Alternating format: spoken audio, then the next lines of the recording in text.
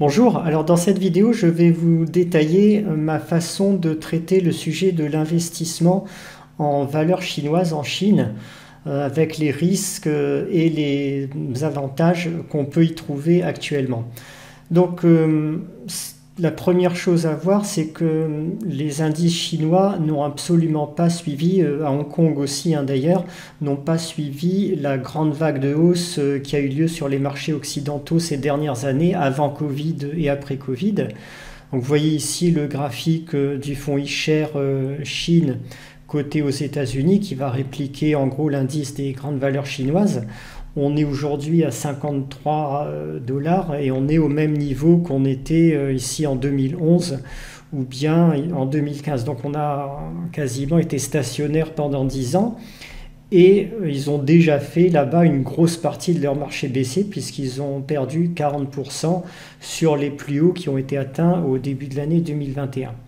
Donc on a des évolutions qui sont vraiment différentes de celles des marchés occidentaux.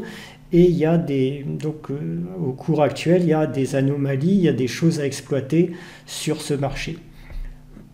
Sur la place de Hong Kong, c'est sensiblement la même chose. Vous voyez ici l'indice Hang Seng qui est à 21 000 et qui est sensiblement à son niveau d'il y a 10 ou 11 ans, qui n'a absolument pas progressé sur la période malgré la grosse croissance qu'on a eue sur la dernière décennie sur toute la zone Asie, qui aurait dû logiquement donner une forte hausse de cet indice. Donc ce sont on va dire des secteurs qui sont oubliés des investisseurs depuis une dizaine d'années. Il y a des raisons valables à cela qui sont les risques géopolitiques importants. Il y a évidemment Xi Jinping qui fait des bêtises, en tout cas qui prend des décisions contraires à l'intérêt des actionnaires vis-à-vis des grosses capitalisations chinoises. On a eu la remise au pas d'Alibaba, de Tencent, d'autres valeurs. Qui a fait chuter les cours de pas mal de grosses capitalisations. Il y a eu l'événement de Hong Kong, la remise au pas de Hong Kong, là aussi qui a pénalisé à la fois la place de Hong Kong et l'image de la Chine à l'extérieur, donc qui détourne des flux d'investissement. Et on a plus tard le risque Taïwan, qui à mon avis n'est pas du tout immédiat, mais qui pourrait se matérialiser sur un horizon de temps de 5 à 10 ans éventuellement. Alors en contrepartie de ces risques, lorsque vous vous intéressez à la Chine, vous avez des avantages par contre qui sont indéniables. D'abord, on trouve les indices globaux sont clairement nettement moins chers et on va le voir ensuite, c'est encore beaucoup plus marqué dès qu'on s'intéresse au secteur des small et mid caps où là on a vraiment des anomalies de valorisation considérables qui ressortent sur les screeners. Le second avantage, c'est que la croissance de l'ensemble de la zone Asie, que ce soit la Chine ou les pays voisins avec lesquels elle échange, la croissance est beaucoup plus forte que sur les zones euro et USA. On est sur des rythmes de croissance de l'ordre de 5-6% par an sur la zone. Et le dernier avantage, c'est qu'on est en grande partie décorrélé de l'évolution des économies occidentales. Ça veut dire que si on a une grosse crise qui se produit sur les États-Unis et l'Europe dans les années qui viennent, elle sera clairement atténuée. Elle aura lieu aussi en Asie, il y aura des répercussions, mais qui seront nettement atténuées par rapport à ce qu'on va observer en Europe et aux États-Unis. Alors maintenant, je vais vous expliquer la stratégie que j'utilise pour tirer profit de ces atouts, de ces avantages, tout en limitant les risques politiques liés principalement à Xi Jinping et à ses décisions. Donc le premier axe que j'utilise, c'est d'aller prioritairement sur le secteur des small et mid caps plutôt que d'aller sur les grosses capitalisations. Alors là, la raison, elle est très simple. D'ailleurs, il y a deux raisons. D'abord, on passe sous le radar des politiques de Xi Jinping qui ne va pas s'intéresser spécialement à détruire toutes les petites et moyennes valeurs qui ne lui font pas d'ombre, qui ne posent aucun problème vis-à-vis de son autorité, alors qu'il pourra être beaucoup plus restrictif sur les très grosses valeurs lorsqu'il a l'impression que le poids de ces grosses valeurs pourrait menacer son hégémonie politique en Chine. Bon, la deuxième raison hein, sur l'intérêt qu'il y a à aller sur les small mid caps en Chine, c'est tout simplement qu'on a des anomalies de valorisation beaucoup plus importantes que ce qu'on peut trouver sur les grosses valeurs. Alors, je vais vous donner deux petits exemples qui portent sur le secteur des énergies renouvelables hein, pour une fois, donc je ne vais pas parler tout le temps de pétrole. Donc on a la valeur Vestas, une grosse capitalisation européenne qui produit des éoliennes. Hein. C'est une très belle entreprise qui a une belle croissance, qui est en bonne santé, sauf cette année où elle a eu des pertes temporaires liées à des dépréciations d'actifs à cause du conflit Russie-Ukraine. Bon, ça c'est anecdotique sur le long terme. Et de l'autre côté, une valeur qui s'appelle China Renewable Energy Investment, CRE 987. Donc c'est une valeur qui a son siège à Hong Kong. Vous verrez que ça a son importance plus tard. Et qui, comme son nom l'indique, investit dans des projets d'énergie renouvelable en Chine. Donc c'est soit des fermes éoliennes, soit des centrales solaires. Qu'elle réalise en Chine continentale. Alors les valorisations maintenant, on va regarder ce qui se passe d'abord pour la valeur Vestas. Vous voyez que Vestas, après le pic qu'elle a atteint en post-Covid à plus de 300 €, se retrouve maintenant à 165 €. Donc elle a déjà perdu à peu près 45%. C'est déjà une grosse baisse par rapport à ces niveaux de valorisation pré-retournement de marché, qui est tout à fait logique. Hein. Le secteur des énergies renouvelables était très spéculatif, très cher, et il prend de plein fouet, plus fort que les autres secteurs, la baisse, et c'est sans doute pas fini. En tout état de cause, malgré la correction sur Vestas, on capitalise encore près de 6 fois les capitaux propres aujourd'hui. On est sur des ratios valeur d'entreprise sur EBITDA 47. Bon, cette année, effectivement, ils sont un petit peu anormaux à cause des pertes qui ont été exceptionnelles, qui ont été passées liées au conflit Russie-Ukraine. Mais avant le conflit, donc sur l'année 2020-2021, on était sur des PER pour Vestas qui étaient largement supérieurs à 30 fois. Donc c'est quand même une valeur qui reste particulièrement chère dans le contexte actuel, même si elle a une belle croissance, ça c'est indéniable. Hein. Si on regarde le chiffre d'affaires, la courbe bleue, on a clairement une croissance très importante. Hein. On passe donc en revenu de 1,28 milliard d'euros en 2002 à maintenant on en est à 16 milliards d'euros. Bon, c'est une tout à fait belle entreprise, mais elle se paye cher.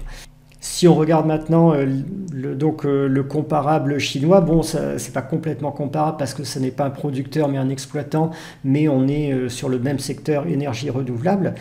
Bon, vous voyez que quand l'activité a vraiment démarré en 2010-2011, on était sur des chiffres d'affaires entre 10 et 20 millions et on est à 250 aujourd'hui. Donc on a une hausse de l'activité qui est vraiment considérable, là aussi une très belle croissance. Au niveau des ratios de valorisation, on est sur une autre planète. On est sur des ratios capitalisation sur capitaux propres à 0,32, donc on décote sur capitaux propres de près de 70%. On est sur des PER à 5,7 seulement et des ratios valeur d'entreprise sur EBITDA à 4,5 en ce moment. Vous voyez que la tendance graphique, malgré tout, par rapport à Vestas sur la période 2021-2022, est quand même nettement meilleure. Et donc on voit que malgré le retournement du marché sur le secteur énergie renouvelable, cette valeur s'est quand même relativement mieux comportée que ses homologues occidentales. Donc ça, c'était un exemple que je voulais vous donner pour montrer les gros écarts de valorisation qu'il y a. Évidemment, il y en a de très très nombreux autres et j'en trouve régulièrement dans les screeners que je vais proposer ensuite dans les lettres de conseil que je propose. Hein. Il y a vraiment une abondance d'opportunités en ce moment.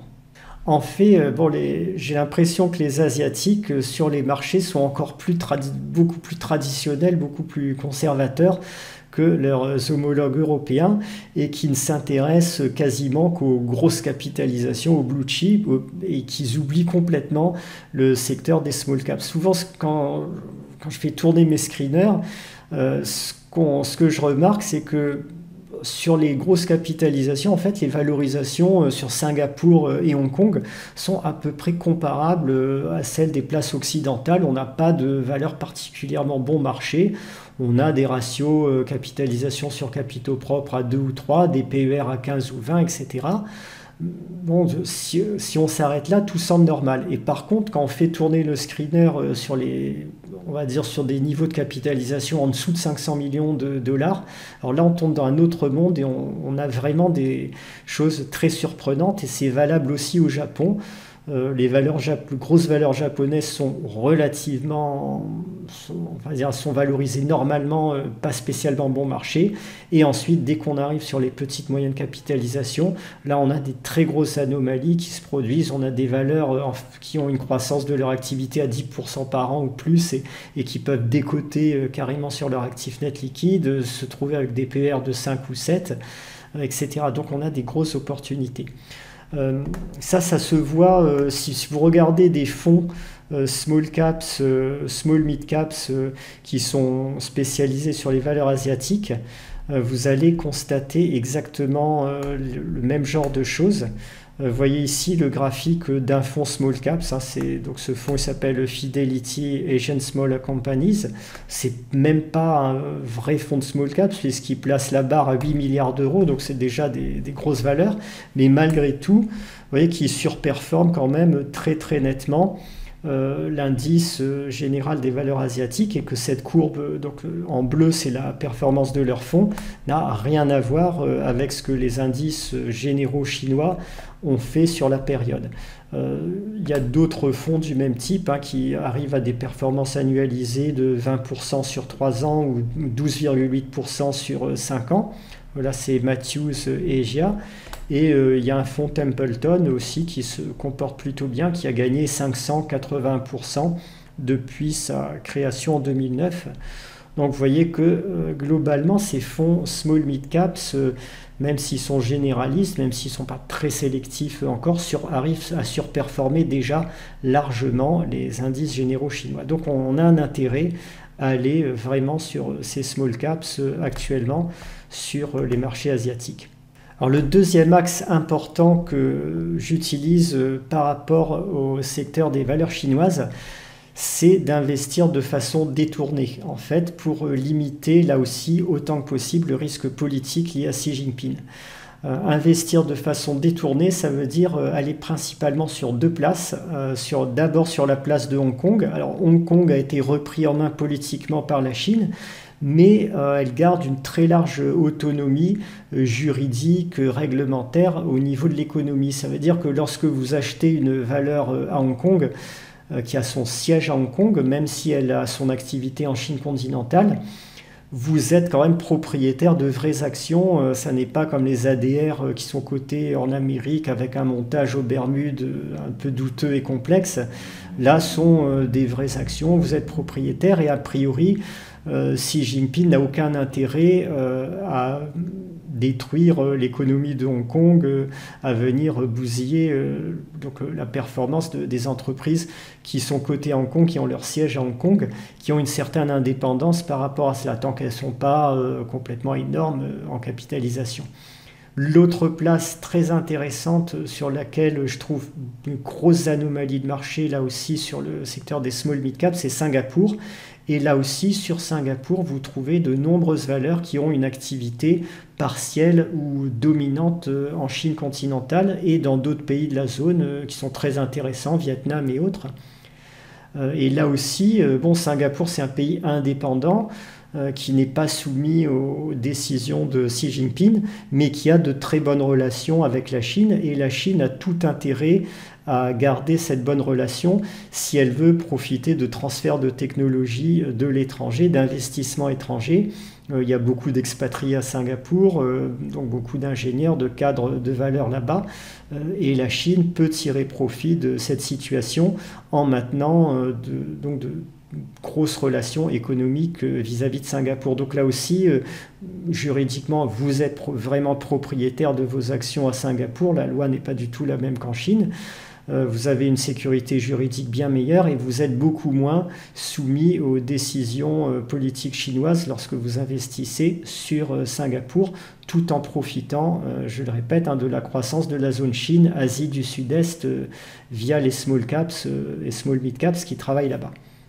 Alors un dernier atout de procéder de cette façon, de choisir d'investir de façon détournée sur le secteur Chine, Asie du Sud-Est en utilisant les small mid caps de Singapour, c'est que vous êtes exposé à une monnaie extrêmement forte qui est comparable au franc suisse par exemple. Vous voyez ici le graphique du dollar singapourien face à l'euro.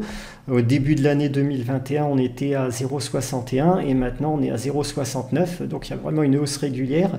Et plus la situation économique va se dégrader en Europe dans les trimestres qui viennent, plus le dollar singapourien pourrait en profiter parce que c'est un pays qui est bien géré avec de gros excédents budgétaires, de gros excédents de balance courant. Donc vous êtes exposé, vous profitez des avantages d'une monnaie particulièrement forte. Donc voilà pour ces quelques remarques sur les façons d'investir en Chine. Donc en résumé, si vous ne voulez pas faire de sélection directe de small caps ou mid caps comme je le propose dans mes lettres, à ce moment-là, choisissez d'investir dans des fonds asiatiques spécialisés en small et mid caps. Vous en avez quelques-uns qui sont tout à fait performants, que je vous ai proposés. Et sinon, allez-y directement, investissez directement en small et mid caps en utilisant les places de Singapour et de Hong Kong sur lesquelles vous trouverez clairement beaucoup d'opportunités, même en ce moment sur le marché, et qui seront valables à mon avis sur le long terme dans les 5-10 ans qui viennent. Alors si vous voulez aller plus loin sur ce thème ou avoir des idées d'investissement supplémentaires, n'hésitez pas à consulter les liens en dessous de cette vidéo, notamment pour la lettre anti-effondrement que je propose, dans laquelle il y a régulièrement des idées d'investissement sur les places asiatiques.